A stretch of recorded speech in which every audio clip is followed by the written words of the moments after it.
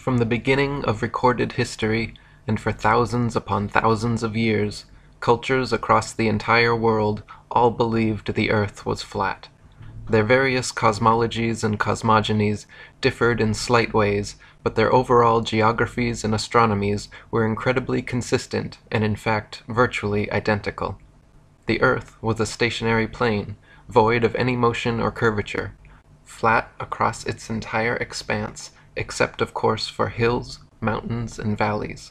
The North Pole was the magnetic monopole center point of the flat Earth, with Polaris, the North Pole star, situated directly above. Polaris was the only motionless star in the heavens, with all the other constellations revolving perfect circles over the Earth every night. The stars were divided into two categories, known as the fixed stars and the wandering stars. The fixed stars were so called because they were observed then, as we can observe today, to stay fixed in their constellation patterns, night after night, year after year, century after century, never changing their relative positions. The wandering stars, what are today referred to as planets, were so called because they were observed then, as we can observe today, to wander the heavens, taking their own unique spirograph-like patterns, making both forward and retrograde motions over and around the Earth during their cycles. The sun and moon were both of equal size, and they too revolved over and around the motionless Earth, as immortalized in the Chinese yin-yang symbol.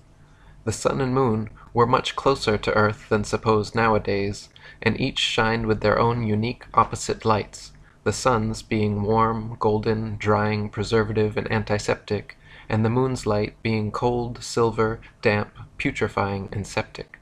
The sun and moon, as though connected to a magnetic maypole, made alternating spiral journeys over and around the Earth every year. The sun began its journey at the Tropic of Capricorn at the winter solstice, where it made its fastest and largest circle over the Earth. For the next 3 months, every day the sun slightly narrowed its path and slowed its speed until by the spring equinox the sun had spiraled its way from the Tropic of Capricorn to the equator. Then for the next 3 months, again every day, the sun continued to slightly narrow its path and slow its speed until the summer solstice, when the sun made its smallest, slowest circle around the Tropic of Cancer. Once the sun reached this innermost circle, like the ribbons and dancers around the maypole, the sun would then begin its opposing, widening, quickening journey back to the Tropic of Capricorn. For the next 3 months, every day the sun slightly widened its path and hastened its speed until the autumnal equinox, the sun had spiraled its way from the Tropic of Cancer back to the equator. Then for the next 3 months again, every day the sun continued to slightly widen its path and hasten its speed until the winter solstice, when the sun made its largest, fastest circle around the Tropic of Capricorn, and the annual journey began again. The moon had a similar yearly path revolving over and around the Earth, but unlike the sun, which constantly changed its speed to keep a consistent 24-hour day, the moon's speed never changed, so depending on its latitude, the moon was observed then, as we can observe today, to take approximately 24.7 to 25 hours per cycle. This is why at different times and places during each month we can see the moon in the morning, afternoon, or night. This is also the origin of old fairy tales such as The Hare and the Hedgehog, or The Tortoise and the Hare. The hare, like the sun, begins the annual race full of energy, excitement, and ego, declaring himself the definite winner, and gets off to an immediate head start. Meanwhile, equally confident in his seemingly lesser abilities, the humble, slow, and steady tortoise moon begins as well, allowing the hare to lead. As the race carries on, the cocky hare tires and slows down, or takes a nap, at which point the tortoise overtakes him. This is analogous to the moon reaching the Tropic of Cancer before the sun each year and beginning its return journey. When the hare reaches this halfway point of the race, he realizes his lackluster attitude has resulted in being overtaken by the slower tortoise, and begins to speed up again. Then, for the remainder of the race, the sun picks up speed day by day, gaining on the moon, but ultimately losing as the slow and steady tortoise reaches the finish line before the hare and wins.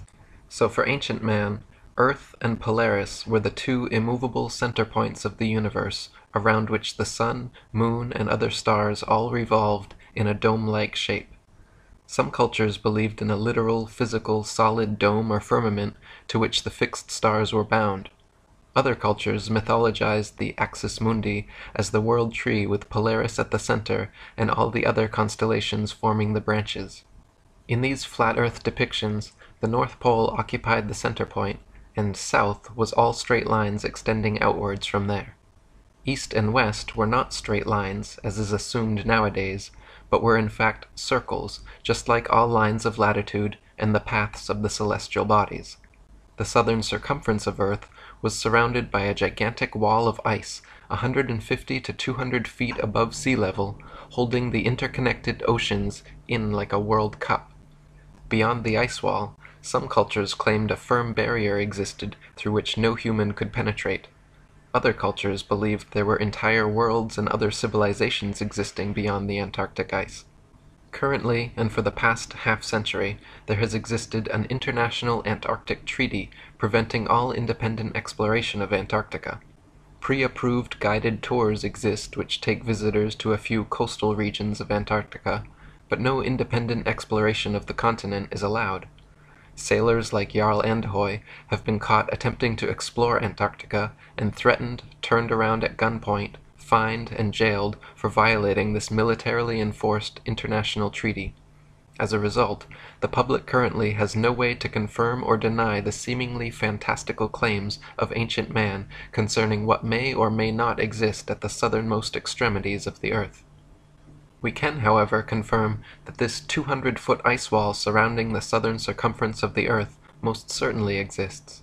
We can confirm that Polaris is indeed the only non-moving star in the sky.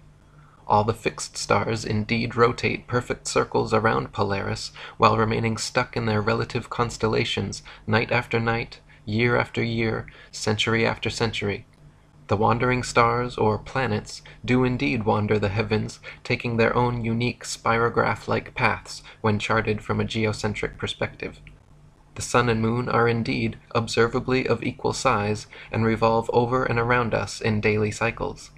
Just as the ancients observed, the sun's annual path does indeed travel from the Tropic of Capricorn at the winter solstice, to the equator at spring equinox, to the Tropic of Cancer at the summer solstice, back to the equator at autumnal equinox, and finally back to the Tropic of Cancer at winter solstice.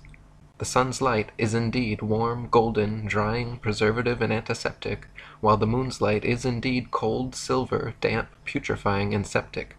A thermometer placed in the sun's light will always read warmer than a thermometer placed in the sun's shade, while a thermometer placed in the moon's light will always read cooler than a thermometer placed in the moon's shade. Plant and animal substances exposed to sunlight quickly dry, shrink, coagulate, and lose their tendency to decompose and putrefy, whereas plant and animal substances exposed to moonlight will quickly show symptoms of putrefaction and decay. Last but not least, just as the ancients espoused, the Earth is observably motionless to all our senses, and the horizon remains perfectly flat as far as the eye can see. Not only does the horizon remain perfectly flat 360 degrees around the observer, but whether at sea level, the top of Mount Everest, 35,000 feet high in an airplane, or even at over 100,000 feet high, the highest any amateur hot air balloon has ever flown, the flat horizon actually rises to the eye level of the observer all the way up. On a globular Earth, no matter how large it is assumed to be, the horizon would remain where it was, and the rising observer would have to tilt his head downwards further and further the higher they rose to see the steadily falling horizon. Many people will be shocked to know that to this day every single scientific experiment ever devised to show the alleged motion of the Earth has failed to do so, or, given evidence of the opposite, that the Earth is indeed motionless, and every attempt ever made to measure the alleged curvature of the Earth has failed to do so, or, given evidence of the opposite, that the Earth is indeed flat.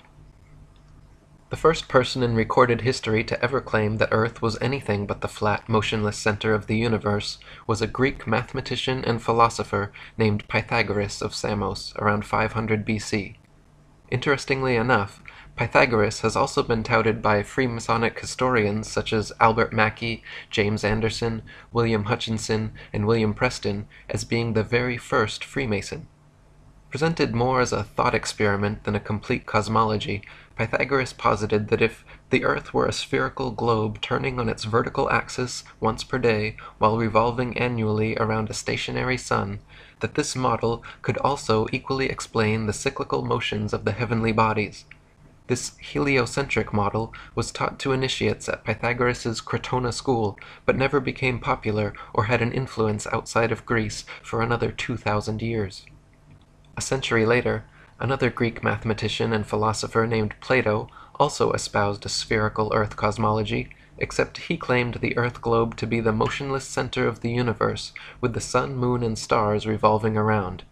His most famous student, Aristotle, also wrote about this geocentric globe-Earth cosmology in his book On the Heavens, offering 3 main points of evidence for his theory. Firstly, Aristotle noted that when sailing away from an observer on shore, ships approaching the horizon disappeared from view hull before masthead, and he postulated that this occurrence was due to the curvature of the Earth. Aristotle argued that the hull disappeared first because beyond the horizon the globe Earth curved downwards, causing the hull and eventually the masthead and entire ship to drop below the curvature. Today, we can easily prove that Aristotle was incorrect in his assumption by using telescopes, binoculars, and zoom cameras. Once a ship has completely disappeared beyond the horizon, modern technology allows us to zoom in and bring the entire vessel, hull and all, back into full view. This proves that ships do not disappear hull first due to the alleged curvature of the Earth, and that the horizon line is in fact merely the vanishing point of perspective from a given observer's point of view, and not, as Aristotle supposed, the beginning of the Earth's curvature. The horizon is subjective, and varies in distance depending on the weather, the observer's height, and the strength of his eyesight or instruments. As noted previously, the horizon actually rises to the eye of the observer no matter how high he climbs, which also proves that the horizon line is not some objective point of curvature on a convex Earth, but rather the subjective vanishing point of perspective from a given observer's point of view. Aristotle's second point of evidence offered for his spherical Earth theory was the Earth's round shadow cast on the moon during lunar eclipses. To this day, heliocentrists still offer this argument as proof of a spherical Earth, claiming that during lunar eclipses, the Sun, Earth, and Moon align in a perfect 180-degree syzygy like 3 billiard balls, causing the Sun to cast the Earth's shadow onto the Moon. This clever but faulty assumption is rendered completely invalid, however, due to the fact that lunar eclipses have happened and continue to happen regularly when both the Sun and Moon are still visible together above the horizon. As early as the time of Pliny the Elder, there are records of eclipses happening while both the Sun and Moon were visible in the sky, and continue to be recorded by the Royal Astronomical Society today. Obviously, if the Sun and Moon are both observable simultaneously during an eclipse, then they are not aligned in a 180-degree syzygy, and it is therefore impossible that the Sun could be casting Earth's shadow on the Moon, and some other explanation must be sought. Another explanation, in fact, already existed in many cultures around the world, who posited that a third celestial body known as Rahu, or the Black Sun, also existed, equal in size to the Sun and Moon. This translucent dark body passed affront the Sun and Moon during solar and lunar eclipses, causing their lights to dim. Aristotle's final point of evidence offered for his spherical Earth theory was the appearance of Polaris and other stars to gradually decline overhead as an observer travels southwards. He argued that the gradual declination and eventual disappearance beyond the horizon of certain stars and constellations as one traveled southwards was evidence that the observer was traveling over a convex curved surface.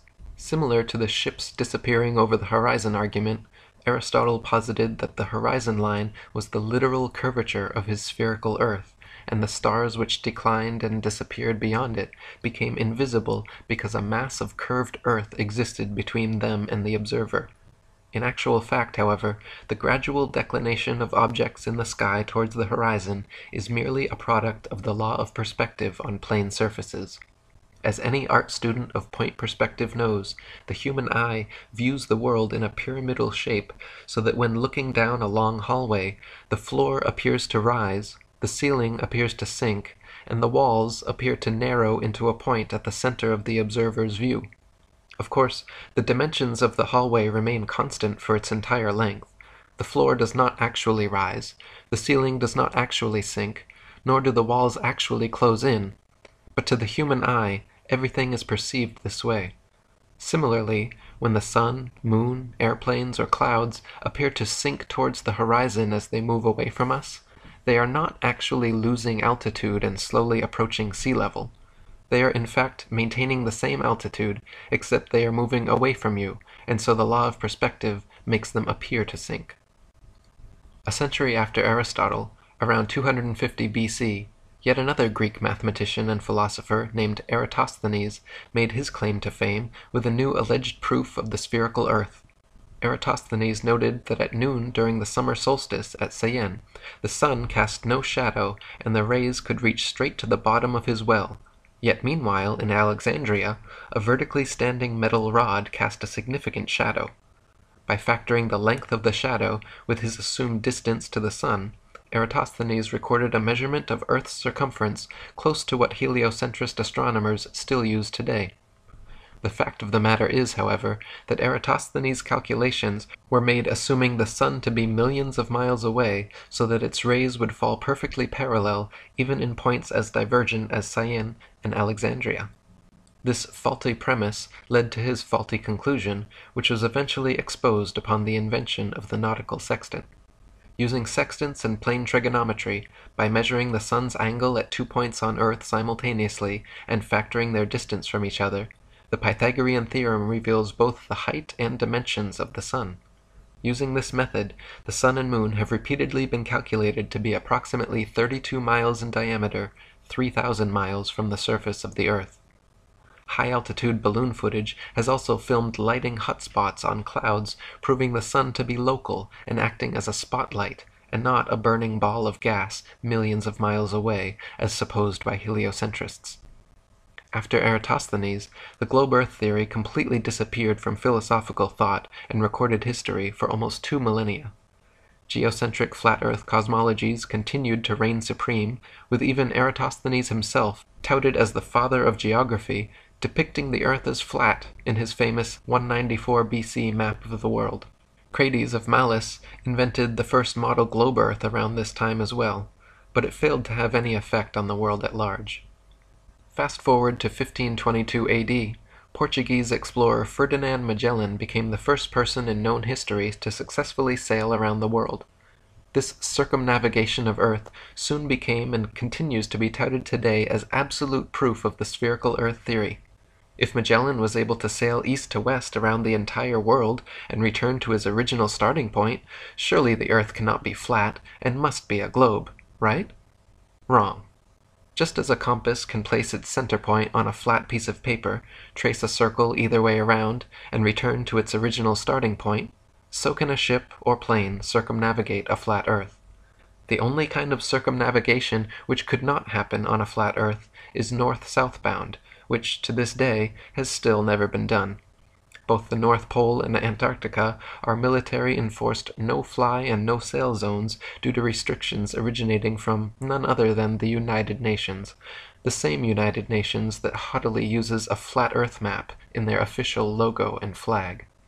In 1543, just days before his death, Freemason and Jesuit Nicholas Copernicus published his book On the Revolutions of the Celestial Spheres, which revived the old heliocentric cosmology of Pythagoras and began the so-called Copernican revolution away from a flat geocentric model and towards a global heliocentric model.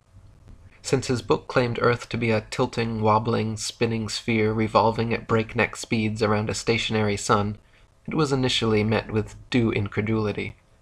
Copernicus always countered this by claiming his theories were merely hypotheses and shouldn't be considered truth.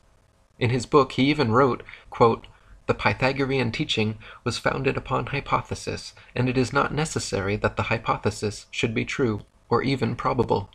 The hypothesis of the movement of the Earth is only one which is useful to explain phenomena, but it should not be considered as an absolute truth. Contemporaries of Copernicus, such as Danish astronomer Tycho Brahe, famously argued against his heliocentric model, positing that if the Earth revolved in an orbit around the Sun, the change in relative position of the stars after 6 months of orbital motion could not fail to be seen. Brahe wrote that the stars should seem to separate as we approach and come together as we recede. In actual fact, however, after millions of miles of supposed orbit around the Sun, not a single inch of parallax could be detected in the stars. As even Wikipedia notes, quote, "The lack of any observable parallax was considered a fatal flaw in any non-geocentric theory." Copernicus's answer to this obvious problem was simple. He moved the stars so ridiculously far away from the Earth that even after millions of miles of supposed orbit around the Sun, no appreciable parallax could be detected. Copernicus simply needed to claim that the stars were trillions upon trillions of miles away, so then, mathematically speaking, it would indeed be impossible to detect such slight parallax. Again, contemporaries of Copernicus argued against this convenient correction of his, arguing quite rightly that if the stars were trillions of miles away, then there is no way we could see them. Backpedaling once again, Copernicus claimed the reason we could still see stars trillions of miles away was because they were not mere tiny points of translucent light in the night sky, but that stars were in fact gigantic gas balls billions of times larger than our Sun. So first, Copernicus had to move the stars trillions of miles from Earth to explain away lack of parallax, and then he had to make the stars billions of times larger to account for why we should see them at all from such fantastical distances. Lastly, he offered very specific distances and mathematical equations to solidify his theory, claiming, for instance, that he had accurately calculated the Sun's distance from Earth to be exactly 3,391,200 miles. At the turn of the 17th century, Tycho Brahe, under the patronage of Emperor Rudolf II, began construction of the largest, most state-of-the-art astronomical observatory ever built. Upon hearing this, German astronomer and Freemason Johannes Kepler was determined to apprentice under Brahe. Even though Kepler championed Copernicus's widely disputed heliocentric globe-Earth theory, Brahe begrudgingly accepted Kepler as his apprentice based on his merit as an astute astronomer and mathematician. Brahe allowed Kepler access to the observatory, but guarded his data and findings from him completely, which frustrated and angered Kepler to the point of eventually culminating in a heated argument between the two of them, resulting in Brahe kicking Kepler out. After much amends and apologizing, a year later, Brahe finally forgave Kepler and accepted him back as apprentice. This time, however, Kepler was not content with his role as mere apprentice and soon proposed and secured a commissioned position on Brahe and Emperor Rudolph's new project, the Rudolphine Astronomical Tables. Less than a month later, Tycho Brahe mysteriously dropped dead, and Johannes Kepler was given access to all of Brahe's coveted data, free rein of the observatory, and became Emperor Rudolph's new official astronomer. Abundant circumstantial evidence and obvious motive have long fed speculation that Kepler actually murdered Brahe.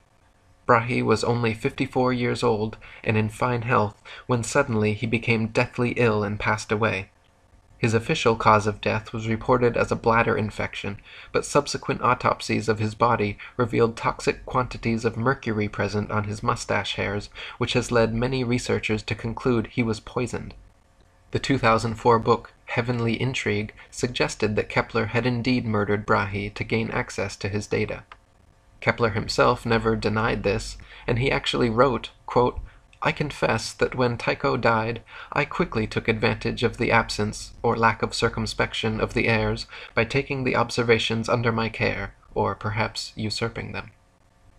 And so for the remainder of his life, Kepler worked at Brahe's observatory for Brahe's employer, using Brahe's data to further his Copernican theories, which Brahe had always criticized. He modified Copernicus's calculations of celestial motions, changing them from perfect circles to irregular ellipses, and even formulated a new, updated distance of the Sun from Earth.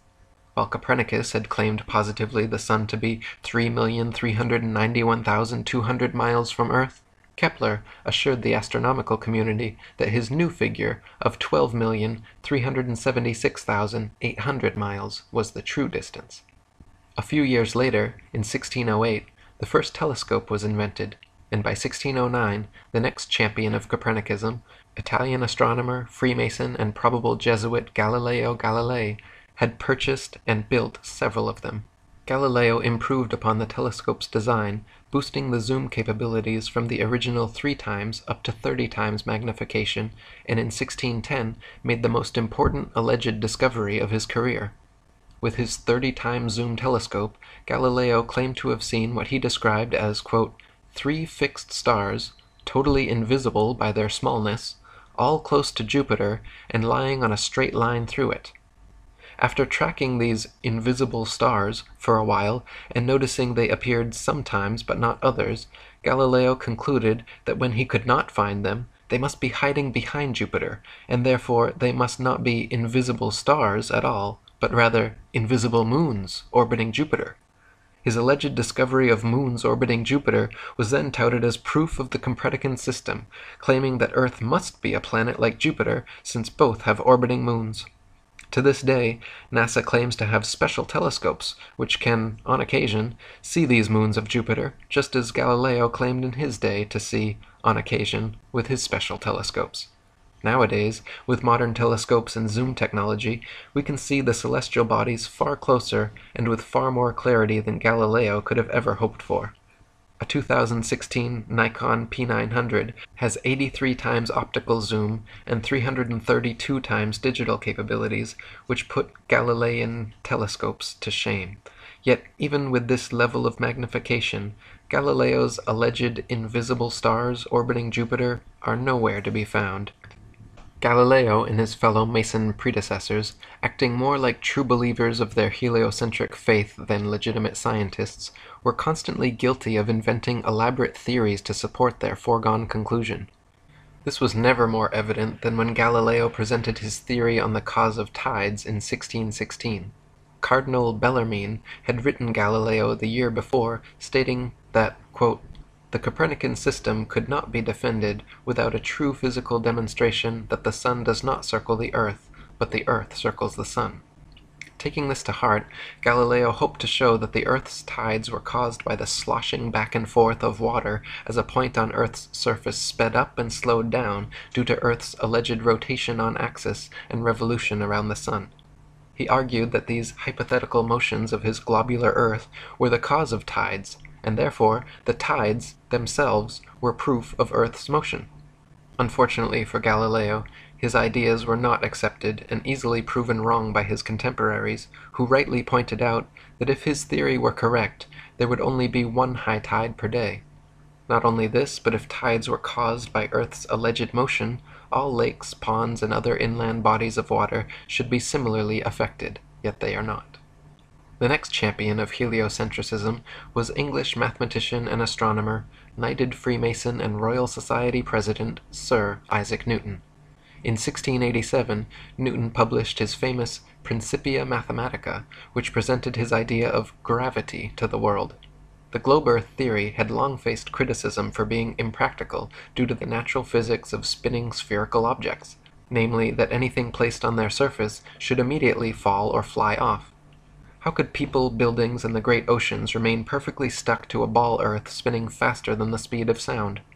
The globe Earth theory needed a force that could keep everything in place somehow, a force strong enough to keep the oceans stuck to the Earth, but weak enough not to sink a sailboat, a force strong enough to drag the entire atmosphere along with Earth's breakneck speed, but weak enough to allow birds and bugs to travel freely and unabated in all directions. A force so strong it could make rain fall upwards and plants grow upside down, but yet so weak that it could not be detected by any contemporary methods. Newton's postulate of, quote, an invisible force able to act over vast distances led to him being heavily criticized for, quote, introducing occult agencies into the field of science. Previous to Newton's theory of universal gravitation, the natural laws of density and buoyancy already perfectly and adequately explained the world around us.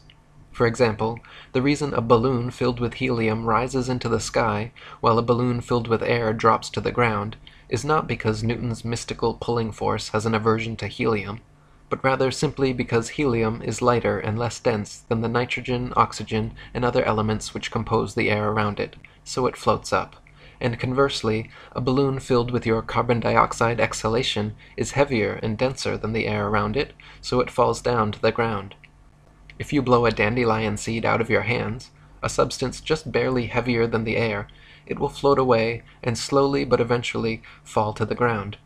If you drop an anvil from your hands, something much heavier than the air, it will quickly and directly fall straight to the ground. This is not because gravity prefers anvils to dandelion seeds, but rather because it is the natural physics of buoyancy for objects less dense than the medium surrounding them to rise, while objects denser than the medium surrounding them to sink. This is the reason raindrops fall down through the air and air bubbles rise up through the water, because of their relative densities. It has nothing whatsoever to do with the mystical pulling force of spinning balls from Newton's imagination. Newton's theory allegedly began when, upon seeing an apple fall from a tree at Woolsthorpe, as though no one in the history of humanity up to that point had ever seen a falling object and wondered why it fell, he had a veritable scientific epiphany. The apple fell not because it was heavier and denser than the air around it, but rather because a force at the center of the spinning ball earth pulled it to the ground. Newton quickly got to work formulating his theory of universal gravitation, which he used to explain not only falling objects, but also orbiting celestial bodies. Newton claimed that the sun, moon, earth, planets, and stars' gravity caused them to all orbit around the most massive nearby bodies. So not only was gravity fickle and selective about which objects it caused to fall and which it allowed to rise, gravity was also able to perform different functions on different scales.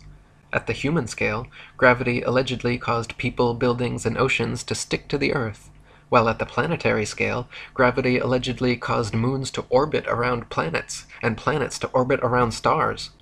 Unfortunately, Newton never addressed this, but the question remains, how and why would gravity cause both planets to orbit the sun and people to stick to the Earth? Gravity should either cause people to float around in suspended circular orbits around the Earth, or it should cause the Earth, Moon, and planets to all be pulled and crash into the Sun.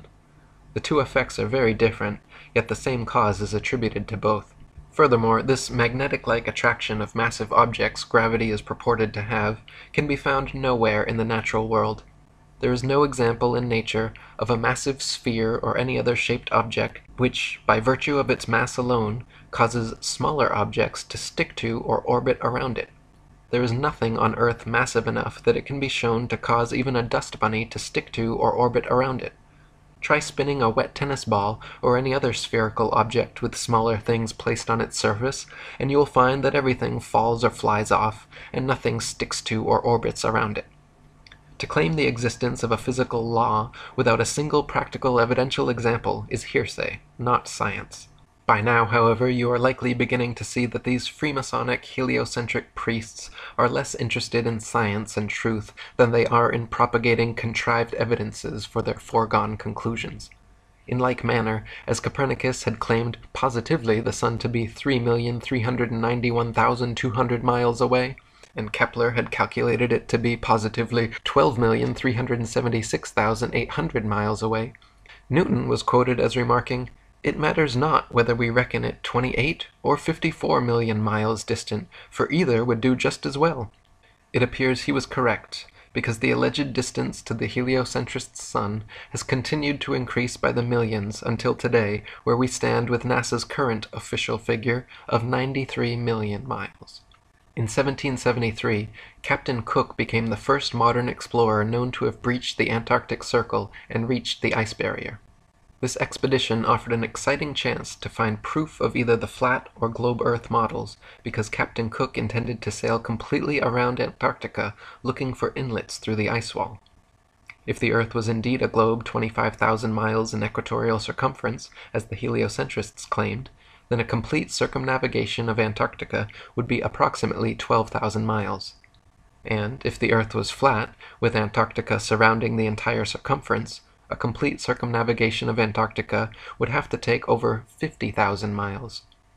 During 3 voyages lasting 3 years and 8 days, Captain Cook and his crew sailed a total of 60,000 miles along the Antarctic coastline, never once finding an inlet or path through or beyond the massive glacial wall.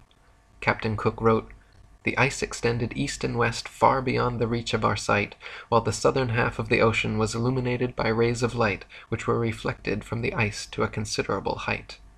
Later voyages by Captain James Clark Ross and Captain George Nares in the 19th century further confirmed Cook's findings. Ross's expedition spent 4 years and 5 months in heavily armored warships, failing to find an entry point beyond the southern glacial wall, and Nares spent over 3 years circumnavigating Antarctica, taking an admittedly indirect course, but clocking in nearly 69,000 miles total.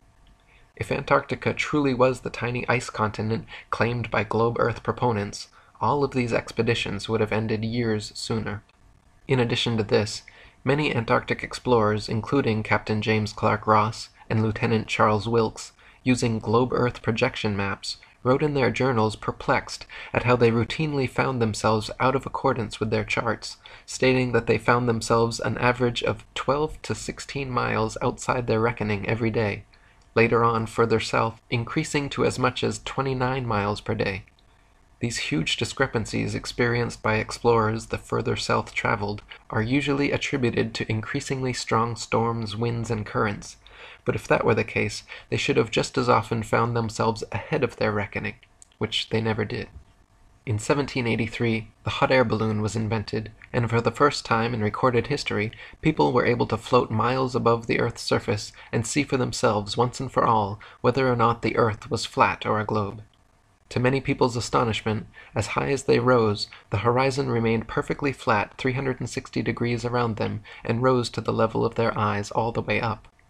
J. Glaisher wrote in his Travels in the Air that, quote, "On looking over the top of the car, the horizon appeared to be on level with the eye, and taking a grand view of the whole visible area beneath, I was struck with its great regularity. All was dwarfed to one plane. It seemed too flat." M. Victor Emmanuel, another hot air balloonist, wrote that, quote, "Instead of the Earth declining from the view on either side, and the higher part being under the car as is popularly supposed, it was the exact opposite. The lowest part like a huge basin being immediately under the car, and the horizon on all sides rising to the level of the eye.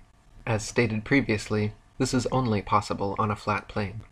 It would be an entire century after Newton published his theories on gravitation before any scientific experiment was devised to attempt to prove its existence.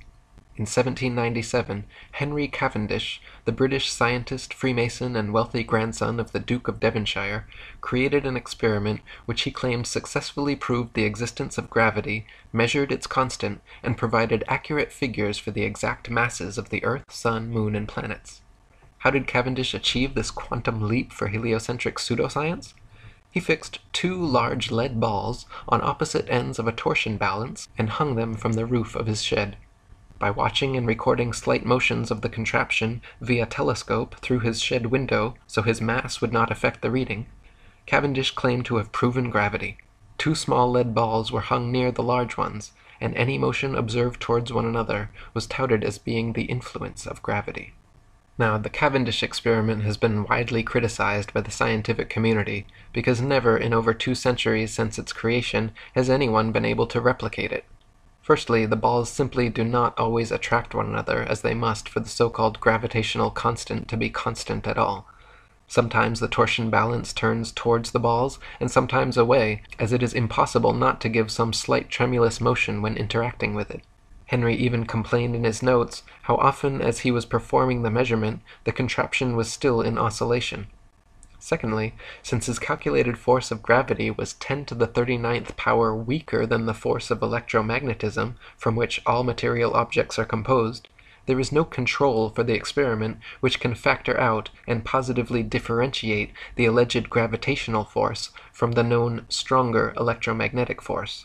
In other words, the balls could simply be attracting each other through static electricity, a known force existing in all things, billions of times stronger than gravity, and impossible to control for the experiment. Even though no one could replicate Cavendish's findings, the experiment went down in history as a great success and is still taught as veritable proof of universal gravitation in science textbooks today. Half a century later, in 1851, a French scientist named Leon Foucault performed a similar experiment to Cavendish, but this time hanging a single ball from the ceiling, swinging it, and claiming all lateral motion observed to be proof that the Earth was turning beneath the pendulum. Since Foucault's original demonstration, these pendulums have regularly been swinging at museums and exhibition halls worldwide, purporting to provide everlasting perpetual proof of the heliocentric spinning ball Earth theory. The truth is, however, unbeknownst to most of the duped public, that Foucault's pendulum is a failed experiment which proves nothing but how easy it is for pseudoscience to deceive the malleable masses. To begin with, Foucault's pendulums do not uniformly swing in any one direction. Sometimes they rotate clockwise, and sometimes counterclockwise. Sometimes they fail to rotate, and sometimes they rotate far too much. Just like the Cavendish experiment, scientists who have attempted to replicate Foucault's findings have conceded time and again that, quote, it was difficult to avoid giving the pendulum some slight lateral bias at starting. In truth, the behavior of the pendulum actually depends on 1. The initial force beginning its swing, and 2. The ball and socket joint used, which most readily facilitates circular motion over any other. The supposed rotation of the Earth is completely inconsequential and irrelevant to the pendulum's swing. If the alleged constant rotation of the Earth affected pendulums in any way, then there should be no need to manually start pendulums in motion. If the Earth's diurnal rotation caused the 360-degree uniform diurnal rotation of pendulums, then there should not exist a stationary pendulum anywhere on Earth. Also in the mid-19th century, another Frenchman named Gustav Coriolis performed several experiments showing the effect of kinetic energy on rotating systems, which have ever since become mythologized as proof of the heliocentric theory. His Coriolis Effect is often said to cause sinks and toilet bowls in the northern hemisphere to drain spinning in one direction, while in the southern hemisphere causing them to spin the opposite way, thus providing proof of the spinning ball Earth. Once again, however, just like Foucault's swinging pendulums and Cavendish's hanging balls, sinks and toilets in northern and southern hemispheres do not consistently spin in any one direction. Sinks and toilets in the very same household are often found to spin opposite directions, depending entirely upon the shape of the basin and the angle of the water's entry, not the supposed rotation of the Earth. The Coriolis effect is also said to affect bullet trajectories and weather patterns as well, supposedly causing most storms in the northern hemisphere to rotate counterclockwise, and most storms in the southern hemisphere to rotate clockwise, to cause bullets from long-range guns to tend towards the right of the target in the northern hemisphere, and to the left in the southern hemisphere. Again, however, the same problems remain. Not every bullet and not every storm consistently displays the behavior, and therefore cannot reasonably be used as proof of anything. In the late 19th century, mostly thanks to the experiments, books, and lectures of an English inventor and author named Dr. Samuel Rowbotham, a flat Earth renaissance began sweeping the world.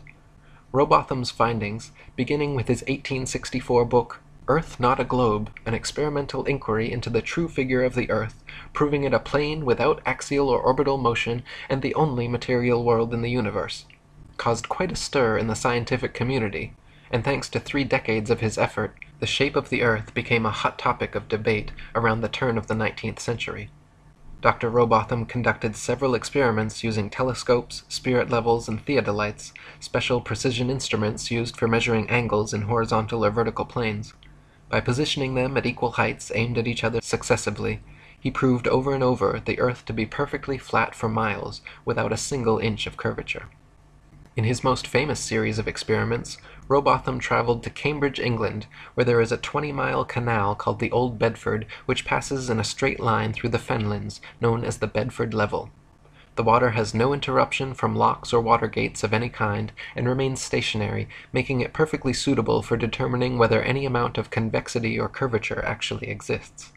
If we were living on a ball Earth, every pond, lake, marsh, canal, and other large body of standing water, each part would have to comprise a slight arc or semicircle curving downwards from the central summit. If the ball Earth were truly 25,000 miles in circumference, as claimed by heliocentrists, then spherical trigonometry dictates the surface of all standing water must curve downwards an easily measurable 8 inches per mile, multiplied by the square of the distance. This means along a 6-mile channel of standing water, the Earth would have to curve 16 feet 8 inches downwards from one end to the other, and/or dip 6 feet on either end from the central peak, depending where the measurement is taken. Rowbotham tested first by standing in the water holding a telescope 8 inches above the surface, while his partner rowed away from him in a small boat with a 5-foot-tall flag attached. If the Earth was indeed a globe 25,000 miles in circumference, by the time the boat reached Welney Bridge 6 miles away, the entire boat and flag should have been completely invisible, hidden behind a 6-foot-tall mass of curved water. In reality, however, every time tested, the entire boat and flag remained visible from start to finish. In a second experiment, Dr. Rowbotham placed 7 flags along the edge of the water, each 1 mile distant from the next, with their tops positioned 5 feet above the surface, and stood with his telescope behind the first. If the Earth was a globe 25,000 miles in circumference, each successive flag would have to decline a definite and determined amount below the last. The first and second flags established the line of sight. Then the third should fall 8 inches below the second, the fourth flag 32 inches below, the fifth 6 feet, the sixth 10 feet 8 inches, and the seventh flag should be a clear 16 feet 8 inches below the line of sight. Even if the Earth was a globe of 100,000 miles, an amount of easily measurable curvature should and would still be evident in this experiment. But the reality is, not a single inch of curvature was detected, and the flags all lined up perfectly as consistent with a flat plane.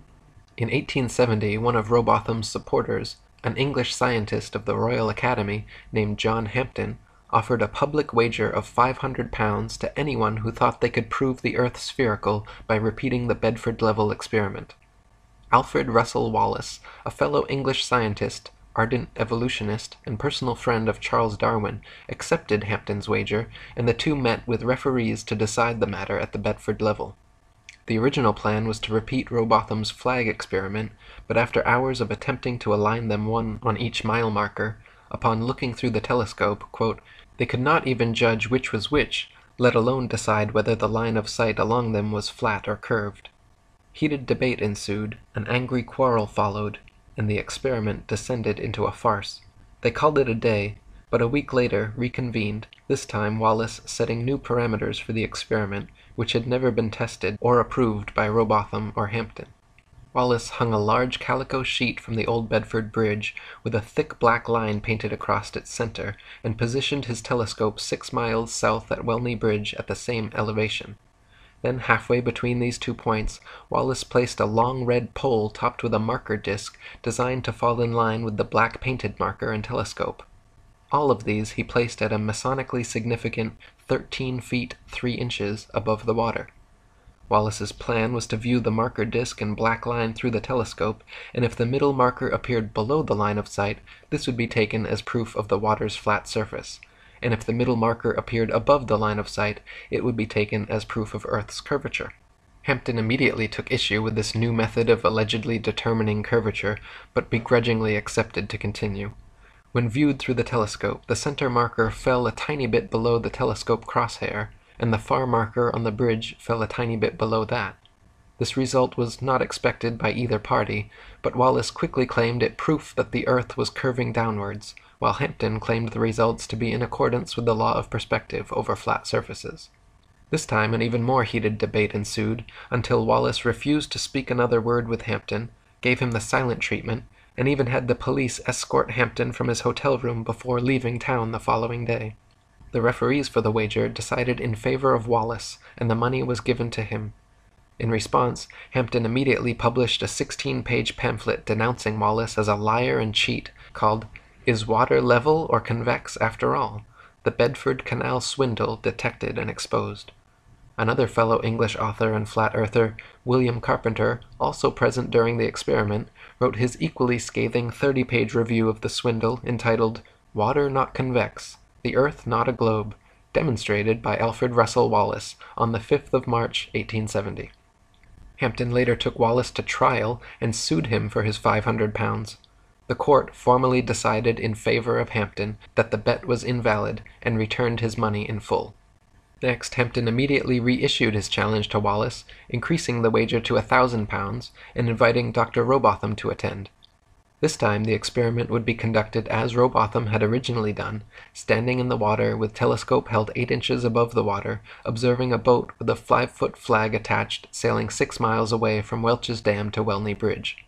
When the day of the wager came, poor weather prevented them from completing the experiment, so they postponed, met more bad weather, and postponed again. On their third and final attempt, before heading home with the weather still overcast, they attempted the experiment. Unfortunately, shortly after reaching the halfway point, the boat became indistinguishable beyond the haze, and the bet was called off. The boat and flag were visible, however, for the entire 3 miles. In 2015, a group of flat earthers once again repeated Rowbotham's experiment at the Bedford level, with similar results. They detected no curvature and saw the boat beyond the halfway marker, but became obscured by poor weather before reaching the full 6 miles. In 1871, after getting massive amounts of pressure from the public to address these claims from flat Earth proponents, Royal Astronomical Society President George Airy devised an experiment which he hoped would once and for all prove Earth's axial motion and forever silence the rabble-rousing flat earthers. By first filling a telescope with water to slow down the speed of light inside, then calculating the tilt necessary to get the starlight directly down the tube, Airy planned to measure the speed of the telescope, and thereby the speed of the Earth, by extrapolating the amount of tilt needed to keep the starlight coming in straight. The experiment, however, would go down in history and forever be known as Aries Failure, because every time he repeated it, Airy found the starlight was already coming in the correct angle with no change necessary, proving that the stars move relative to a stationary Earth and not the other way around. Airy had meant to prove the heliocentric theory, but instead devised an everlasting proof of the geocentric model. In 1887, American physicists Albert Michelson and Edward Morley performed an experiment to determine Earth's speed through space, or what was then called the ether. By passing light through 2 pathways, one in the direction of Earth's alleged motion and the other at right angles to it, the light traveling with the Earth should have taken longer to return than light traveling at right angles to it. To the surprise of Michelson, Morley, and the scientific establishment, however, no difference whatsoever was detected, even after repeating the experiment several times in different places. To attempt to patch up this glaring problem, the heliocentric establishment created the Fitzgerald-Lorentz contraction, which actually had the gall to claim that the light pathway going the same direction as the Earth became physically shorter during the experiment so that the time to return became equal to the other pathway. The implications of Michelson and Morley's experiment were so detrimental to the spinning globe Earth myth that they were forced to concoct this ludicrous backpedaling explanation, which even Arthur Miller denounced, calling it a physics of desperation. After Samuel Rowbotham's death, Lady Elizabeth Blunt, an English author, flat earther, vocal vegetarian, and anti-vivisectionist, founded the Universal Zetetic Society, which attracted thousands of members and published a journal called The Earth Not a Globe Review for several decades. Many other prominent flat earthers of the time also continued doing their best to spread the word.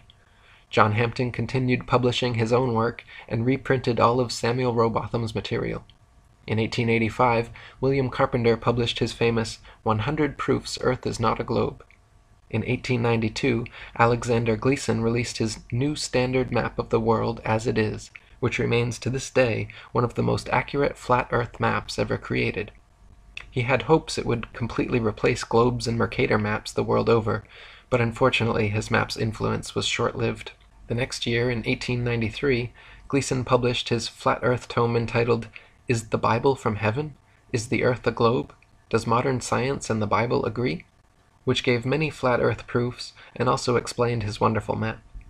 In 1899, the South African flat Earth author Thomas Winship published his excellent work, Zetetic Cosmogony, evidence that the world is not a rotating revolving globe, but a stationary plane circle. 1903 marked the beginning of airplane travel, which, had it been invented in Copernicus's era, would have destroyed his spinning ball Earth fantasy long before takeoff. When hot air balloons were first invented, people were told the reason they cannot simply float in the air and wait for the spinning ball Earth to bring their destinations to them was because gravity somehow stuck the entire atmosphere and everything in it in place, dragging it along at 1,000 miles per hour so uniformly that we can't see it, feel it, hear it, or measure it in any way. Once airplane technology evolved so that we could fly at comparable speeds to the Earth's supposed rotation, however, it became immediately apparent that the Earth and its atmosphere could not be constantly rotating 1,000 miles per hour west to east. Simply put, if the Earth were constantly spinning eastward 1,000 miles per hour, then airplane flight durations going eastwards versus westwards would be significantly different. If the average commercial airliner travels 500 miles per hour, it follows that westbound equatorial flights should reach their destination at approximately 3 times the speed as their eastbound return flights. In reality, however, the differences in east and westbound flight durations usually amount to a matter of minutes, and nothing near what would occur on a 1,000-mile-per-hour spinning ball Earth. For example, flights eastward with the alleged spin of the ball Earth from Tokyo to LA take an average of 10.5 hours. Therefore, the return flights westwards against the alleged spin should take an average of 5.25 hours, but in actual fact, take an average of 11.5 hours. Also of note, if Earth were a globe, there are several flights in the southern hemisphere which would have the quickest, straightest path over the Antarctic continent, such as Santiago, Chile to Sydney, Australia. Instead of taking the shortest, quickest route in a straight line over Antarctica, all such flights detour all manner of directions away from Antarctica instead, claiming the temperatures too cold for airplane travel.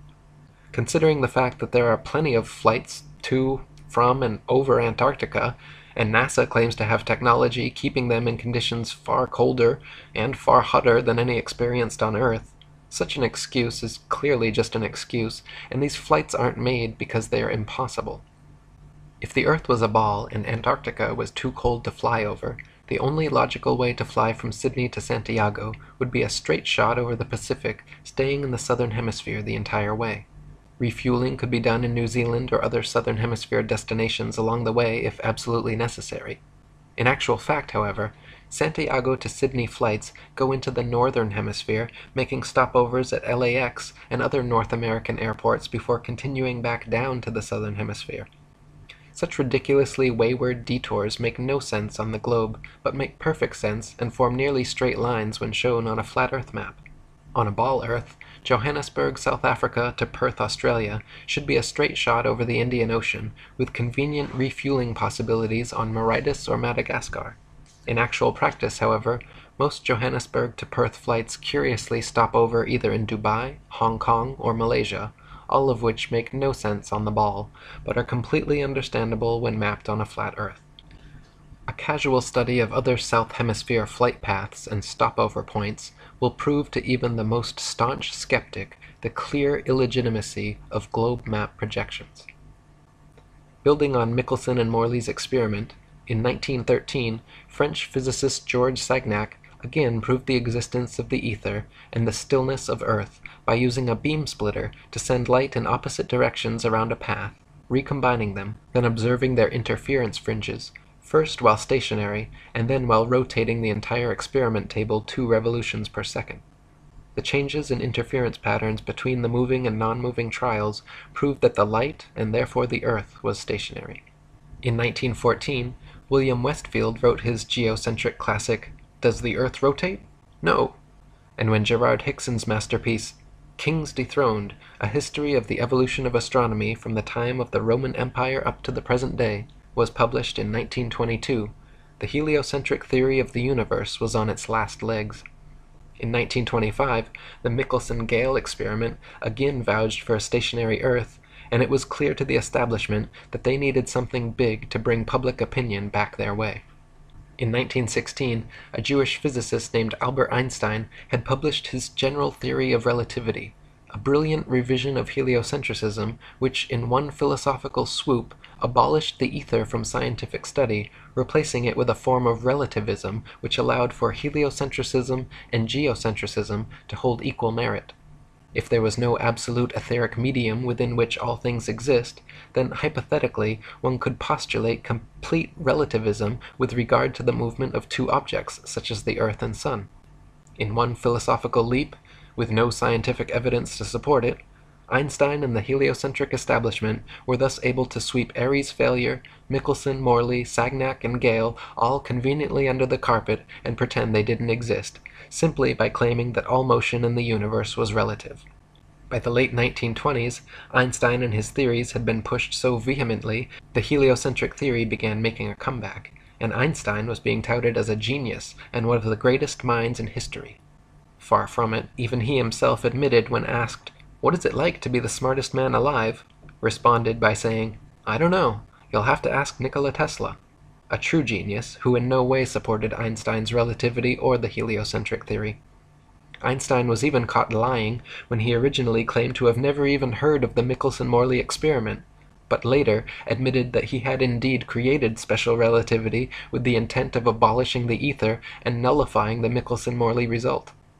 By the 1930s, an eccentric Christian flat-earther named Wilbur Glenn Voliva was attracting widespread publicity around the world thanks to his American lecture tours and daily radio broadcasts from his personal station, which could be heard all the way to Australia. Voliva famously founded and built Zion City in Illinois, a town of 6,500 people, all of whom were Christian flat-earthers. Zion City even had its own schools and churches which taught flat-earth cosmology. In the spirit of Robotham and Hampton, throughout his life, Voliva offered an open-ended wager of $5,000 to anyone who thought they could disprove the flat Earth. Until his death in 1942, there were no takers. After the Second World War, Operation Paperclip brought hundreds of top German rocket scientists and physicists into the United States, and beginning in the late 50s employed them in NASA, the National Aeronautics and Space Administration. Meanwhile, the Russian space program was also forming, and a so-called space race between America and Russia ensued. The geostationary communications satellite was first imagined in a 1945 proposal by Freemason science fiction writer Arthur C. Clarke, and supposedly became science fact just over a decade later. In 1957, Russia allegedly launched the first satellite named Sputnik into low Earth orbit, followed in 1958 by America's Explorer 1. Nowadays, there are supposedly upwards of 20,000 such satellites constantly orbiting the Earth. They are allegedly floating around in the thermosphere, where temperatures are claimed to be upwards of 4,530 degrees Fahrenheit. The metals used in satellites, however, such as aluminum, gold, and titanium, have melting points of 1,221, 1,948, and 3,034 degrees respectively, all far lower than they could possibly handle. People even claim to see satellites with their naked eyes, but this is ridiculous considering they are smaller than a bus and allegedly 100+ miles away. It is impossible to see anything so small that far away. Even using telescopes, no one claims to discern the shape of satellites, but rather describes seeing passing moving lights, which could easily be any number of things, from airplanes to drones to shooting stars or other unidentified flying objects. The fact that they are geostationary means they would not appear to move through the sky anyway, but rather be perpetually stuck in the exact same place all day, every day. So-called satellite phones have been found to have reception problems in countries like Kazakhstan with very few cell phone towers. If the Earth were a ball with 20,000+ satellites surrounding, such blackouts should not regularly occur in any rural countryside and deep ocean areas. Also, satellite TV dishes, which existed for years before satellites were supposedly invented, are almost always positioned at a 45-degree angle towards the nearest ground-based repeater tower. If TV antenna were actually picking up signals from satellites 100+ miles in space, most TV dishes should be pointing more or less straight up to the sky. The fact that satellite dishes are never pointing straight up and almost always positioned at a 45-degree angle proves they are picking up ground-based tower signals. Before satellites, radio, television, and navigation systems like LORAN and Decca were already well established and worked fine using only ground-based technologies.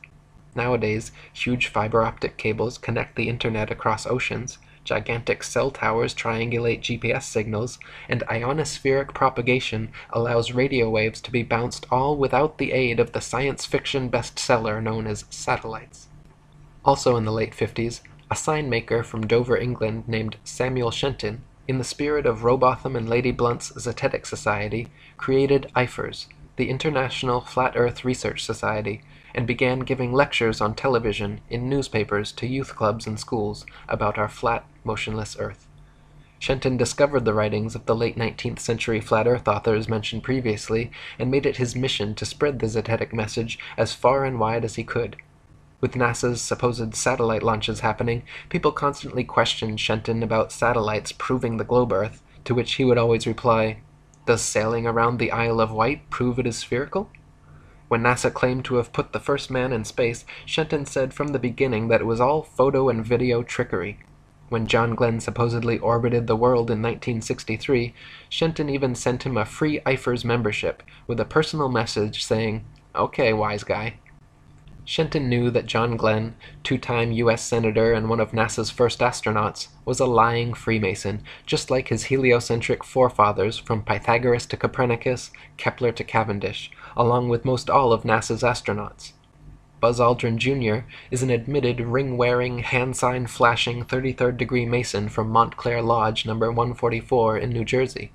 Edgar Mitchell is an Order of Demolay Mason at Aresta Lodge No. 29 in New Mexico. James Irwin was a Tejon Lodge No. 104 member in Colorado Springs. Don Eisel was a member of the Luther B. Turner Lodge No. 732 in Ohio. Gordon Cooper was a Master Mason in Carbondale Lodge No. 82 in Colorado. Virgil Grissom was a Master Mason from Mitchell Lodge No. 228 in Indiana. Walter Schira Jr. was a 33rd-degree Mason at Canaveral Lodge No. 339 in Florida. Thomas Stafford is a Mason at Western Star Lodge No. 138 in Oklahoma. Paul Weitz is from Lawrence Lodge No. 708 in Pennsylvania.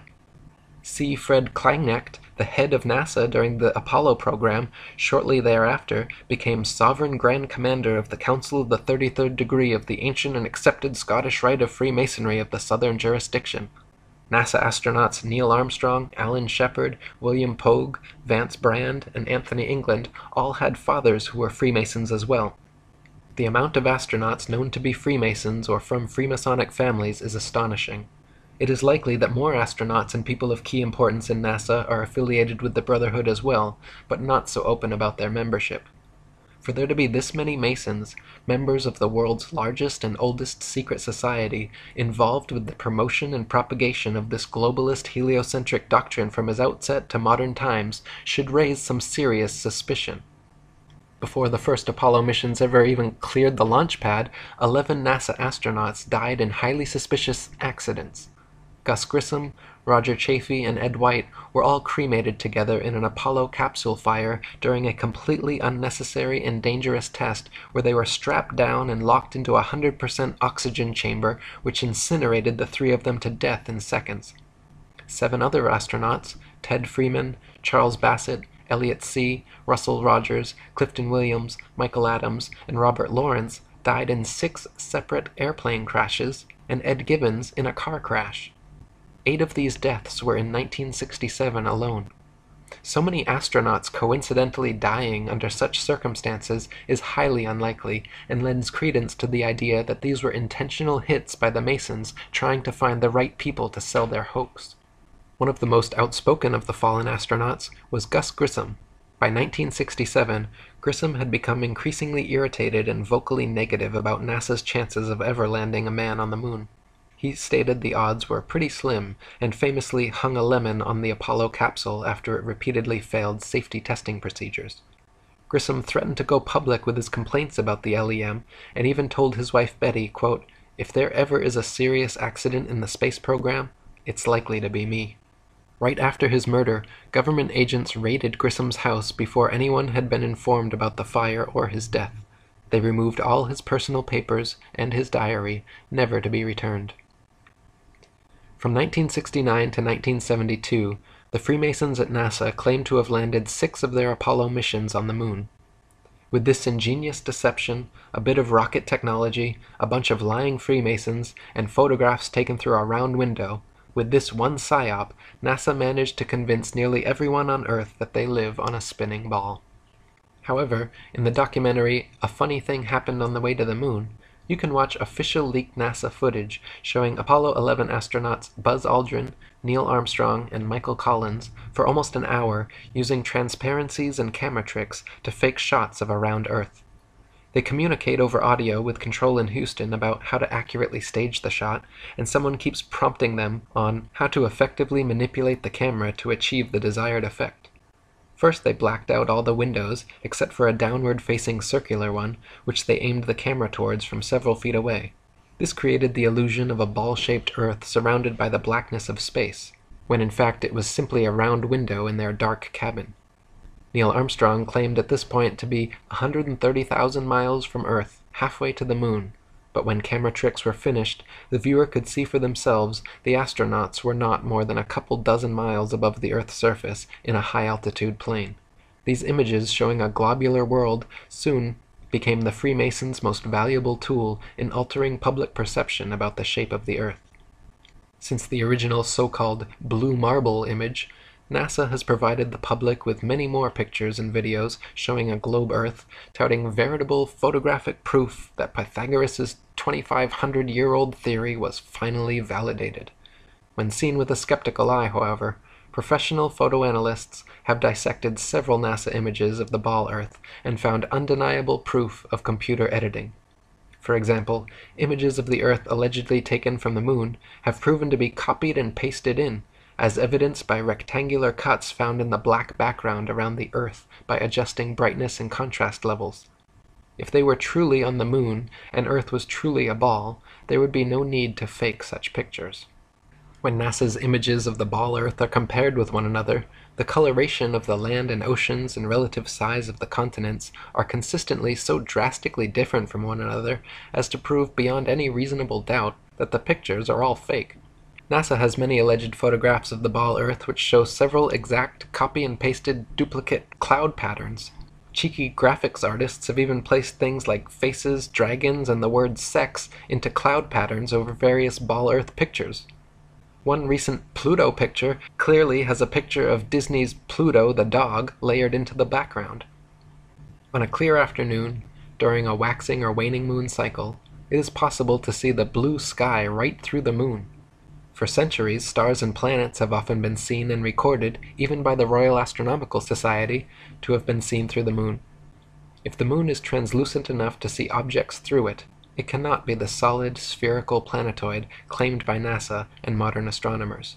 Samuel Shenton, president of IFERS, was quoted before the Apollo supposed moon landing, stating that stars have been seen through the moon. The astronauts had better be ready to come right back, because there isn't anything much to land on. Besides Shenton, many of the first people to unequivocally call out the NASA moon landings as being a staged hoax were professional photographers. When the official NASA photographs of the moon are closely examined, it is clear that many were taken inside a studio using repetitive backgrounds, artificial lighting, wires, and cranes. Award-winning British photographer David Percy, photo analyst and historian Jack White, photographer and Nexus magazine publisher Marcus Allen, and many others all put their professional reputations on the line to expose NASA's so-called photographic evidence. None of the Apollo missions brought any extra studio lighting with them on the lunar lander, so the sun should be the only light source on the moon, and in all pictures taken there. In that case, the light should only come from one direction, and all shadows should be cast in the opposite direction. However, in dozens of official NASA photos, there are shadows being cast in up to 3 directions simultaneously, often at up to 90-degree angles, which can only be the result of multiple light sources not present on the moon. Several pictures even show overhead spotlights reflecting in astronauts' helmets and multiple lens flares originating from 2 or more light sources.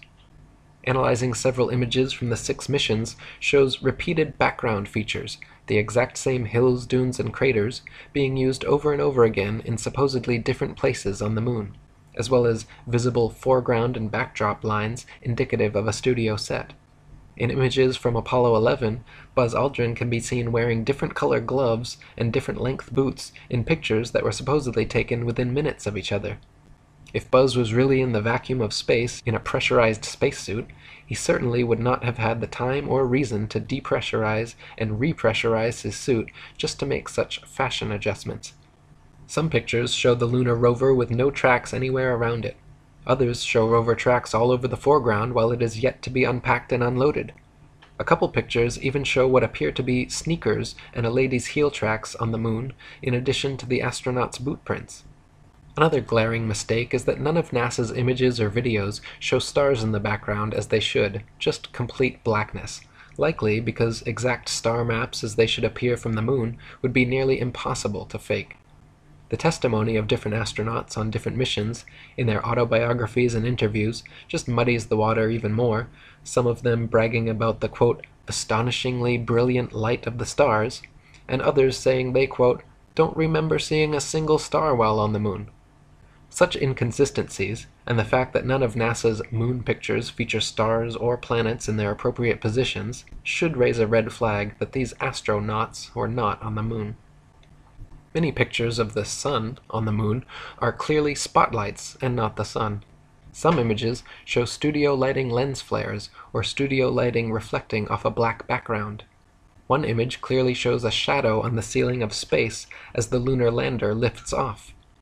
Many images show shadows of reticule crosshairs suspended in air over a print underneath, proving them to be doctored and not originals as claimed.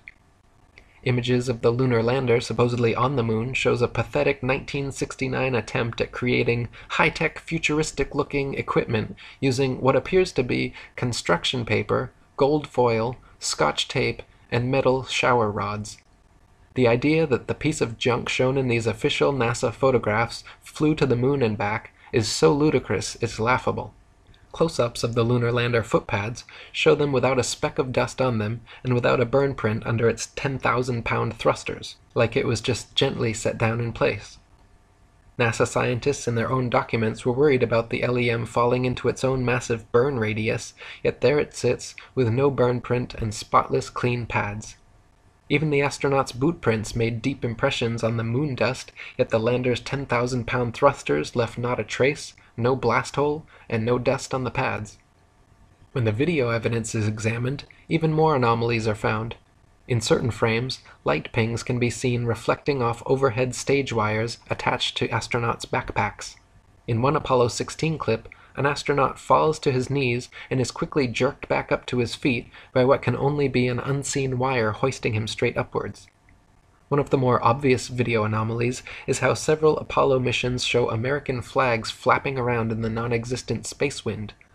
The moon is supposed to have no atmosphere, and so the flags should remain perfectly still, but can often be seen moving quite boisterously.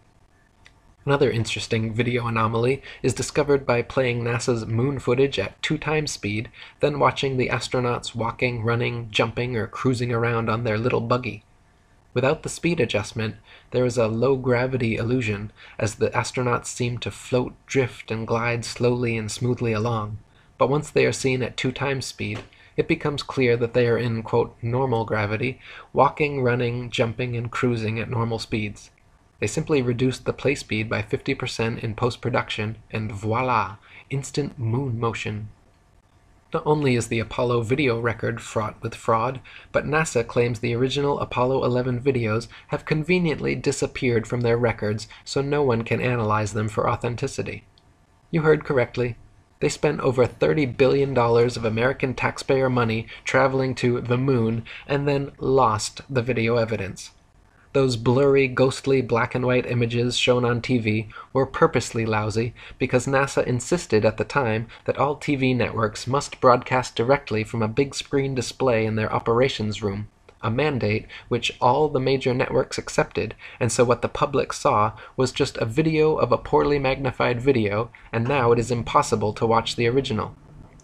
Not only have the Apollo 11 originals disappeared, but NASA claims to have lost all original audio tapes from the Apollo missions, and that their contractors have lost all prints and plans for the lunar rover, LEM lander, and Apollo ship engines. It even recently came out that when curators at Amsterdam's Rijksmuseum investigated their moon rock, personally given to them by Armstrong and Aldrin in 1969, they found that it was actually just a worthless piece of petrified wood from Earth. In 1970, Freemason and philosophy professor at St. Thomas's University Leo Ferrari created the Flat Earth Society of Canada, which he soon shortened to simply the Flat Earth Society.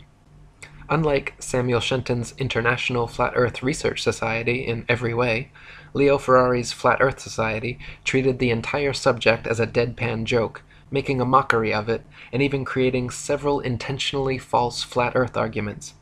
For example, Leo Ferrari would always bring a pumpkin-sized rock with him during interviews and lectures, claiming he brought the stone back from the edge of our flat Earth. He would say, with a huge smirk on his face, how his boat had fallen over the edge, but he was luckily saved by hanging onto this rock.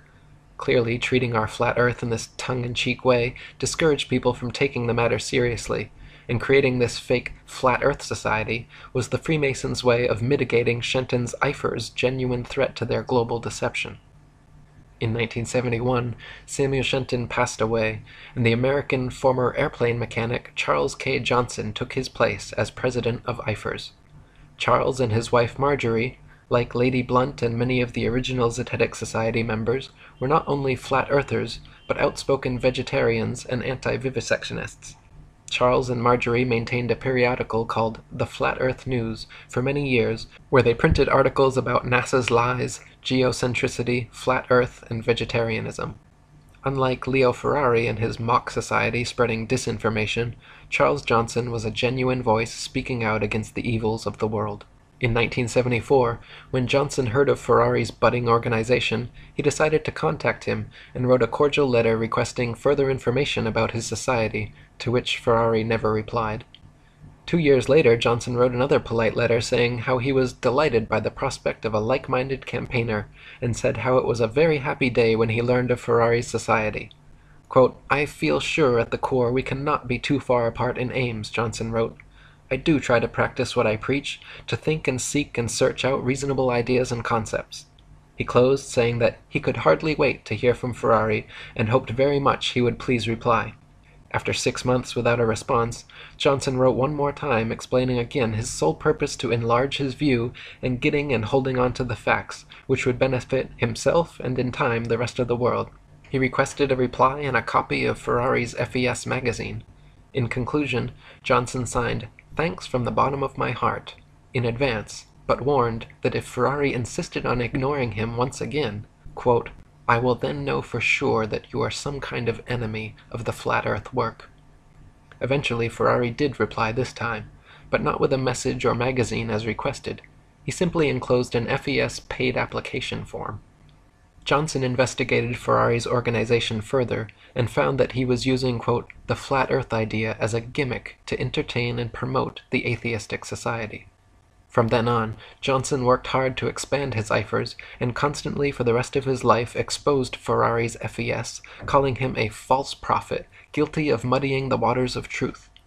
Near the end of his life, tragically, Johnson's house burned down, along with all the flat earth materials he and Shenton had collected over their lifetimes.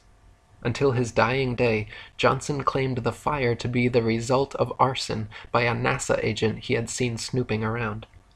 Apparently finished with their moon landing propaganda, starting in 1976, NASA began faking Mars landings instead. To begin with, the planets, formerly known as wandering stars, are not terrestrial Earth-like habitations capable of landing anything on. The sun, moon, and stars are all simply luminaries, celestial lights relatively close to Earth, and not something tangibly solid that humans could ever walk on.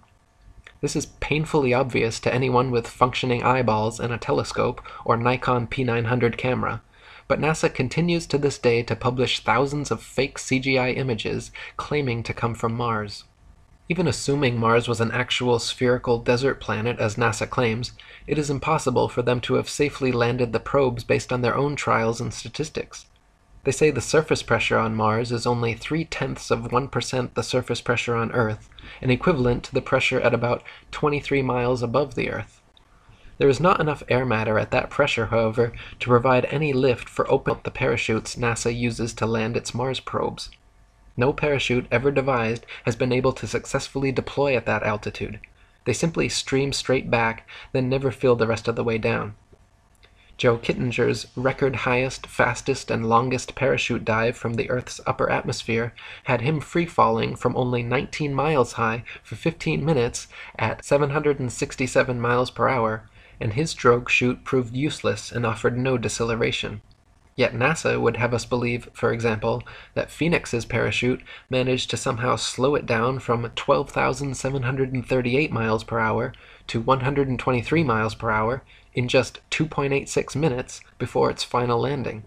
In other words, NASA is claiming to do something on Mars, millions of miles away, by remote control, something that we have no evidence is even possible on Earth at significantly lower altitude and 16 times slower speed. To this day, NASA continues to fake Mars landings, and more government space agencies around the world, including Russia, China, Japan, France, India, and others, are following the same Freemasonic model of fleecing their populations of taxpayer money to fund programs that provide the public nothing but propaganda. NASA and other space agencies' rocket launches never even go straight up. Every rocket forms a parabolic curve, peaks out, and inevitably starts falling back to Earth. The rockets which are declared successful are those few which don't explode or start falling too soon, but make it out of range of spectator view before crashing down into restricted waters and recovered. There is no magic altitude where rockets or anything else can simply go up, up, up, and then suddenly just start free-floating in space. This is all science fiction illusion created by wires, green screens, dark pools, some permed hair, and zero-G planes. In 1998, NASA claimed to have sent up their first piece of the ISS, International Space Station. They have been caught, however, time and again with air bubbles forming and floating off in their official outer space footage. Astronauts have also been caught using scuba space gear, kicking their legs to move, and astronaut Luca Parmitano even almost drowned when water started filling up his helmet while allegedly on a spacewalk. It is admitted that astronauts train for their spacewalks in underwater training facilities like NASA's Neutral Buoyancy Lab, but what is obvious from their space bubbles and other blunders is that all official spacewalk footage is also fake and filmed underwater. Analysis of many interior videos from the International Space Station have shown the use of camera tricks such as green screens, harnesses, and even wildly permed hair to achieve a zero-gravity type effect. Footage of astronauts seemingly floating in the zero gravity of their space station is indistinguishable from Vomit Comet zero-G airplane footage. By flying parabolic maneuvers, this zero-G floating effect can be achieved over and over again, then edited together. For longer uncut shots, NASA has been caught using simple wires and green screens. In 2001, Charles K. Johnson died, and having lost all his flat Earth material and correspondence in his house fire, the IFERS was officially finished. Leo Ferrari's farcical Flat Earth Society, on the other hand, continued operation as usual, making a mockery of the Flat Earth subject.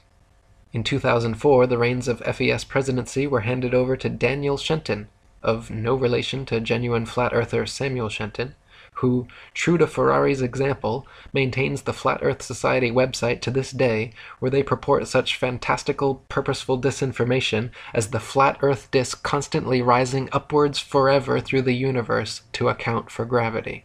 Their sole purpose, as Charles Johnson correctly stated, is clearly to poison the well and muddy the waters of truth.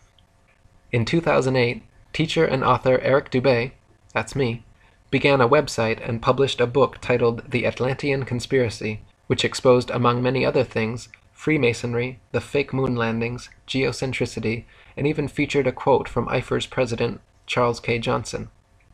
At the time, I had already read Samuel Rowbotham and William Carpenter's old 19th century Flat Earth books, and though personally still on the fence regarding the shape of the Earth, I was confident they were correct about the location, or geocentricity, of Earth, so I wrote about it.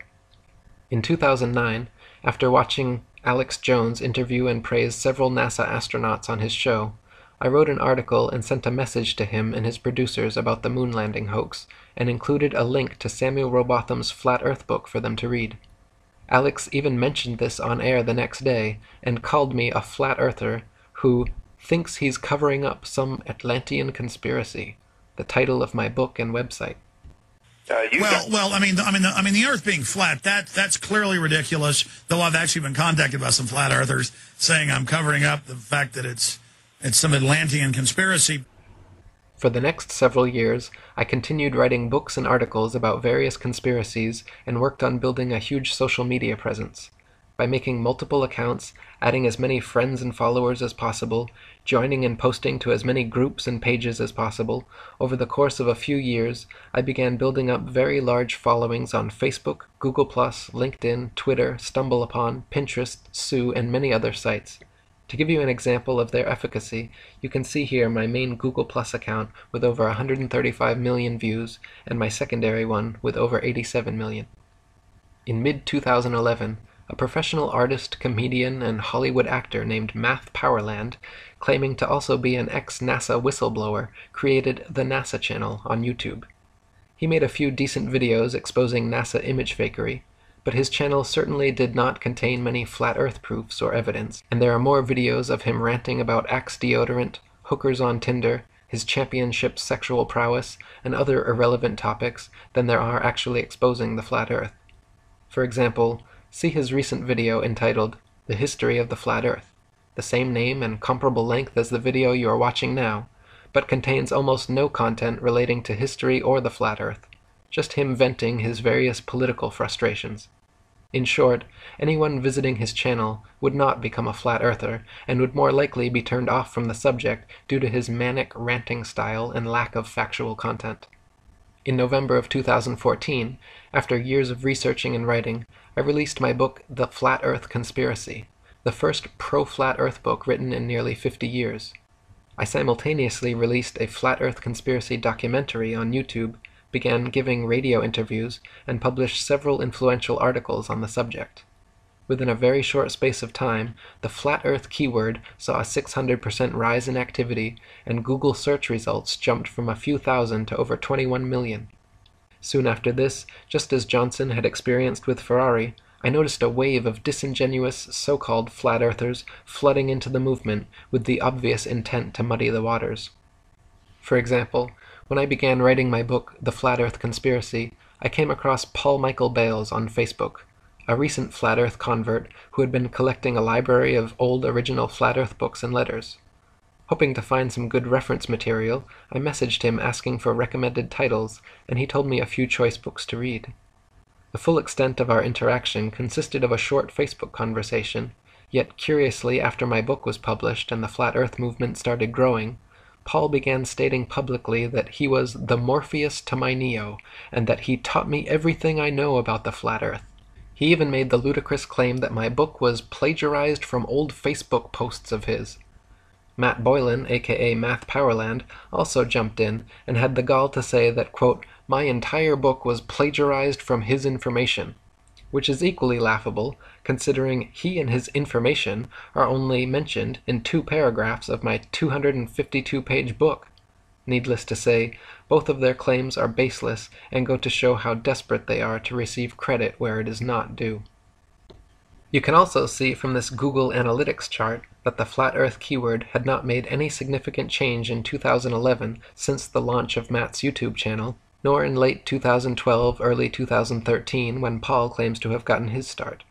The moment when the flat earth tides shifted and the exponential growth of the movement began was clearly around and after November 2014, the exact month when I exploded all of my flat earth research onto the internet. In November 2014, I published the first pro-flat earth book written in 50 years, The Flat Earth Conspiracy. I also published several popular articles on the subject, uploaded the most popular flat earth conspiracy documentary on YouTube, began giving radio interviews, and soon restarted Charles Johnson's IFRS, the International Flat Earth Research Society, and published my most successful book ever, 200 Proofs Earth is Not a Spinning Ball, which has now been translated into 12 foreign languages and read by millions worldwide.